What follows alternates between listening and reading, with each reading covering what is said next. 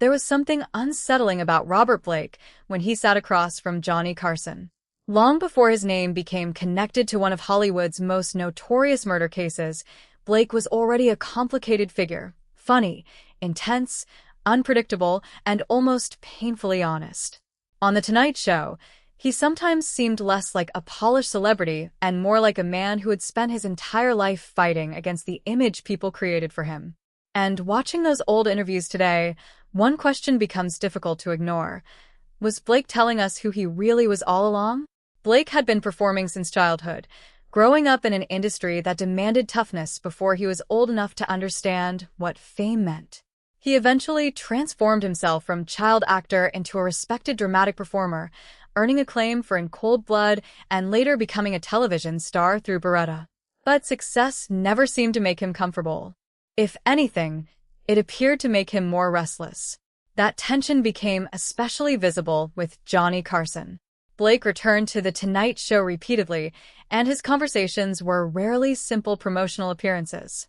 He talked openly about his temper, his insecurities, Hollywood politics, relationships, and the strange pressures of being successful.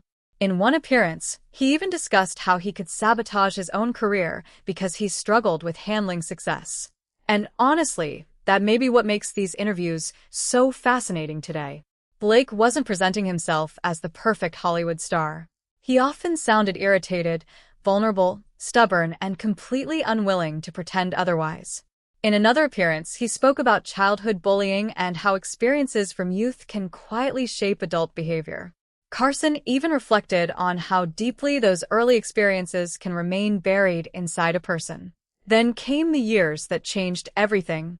Blake's career continued, but his public image became increasingly complicated. In 2001, his wife Bonnie Lee Backley was murdered. Blake was later tried for the killing and acquitted in criminal court, while a separate civil case found him liable for her wrongful death. Looking back at those Carson interviews doesn't provide answers to that tragedy, and it shouldn't. But it does reveal something more human, a complicated performer who spent decades wrestling with anger, ambition, insecurity, and the burden of being Robert Blake. Maybe that is why the old footage feels so haunting.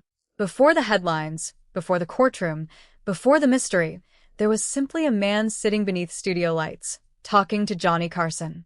And sometimes, the most revealing moments in a person's story happen long before anyone realizes they are watching history.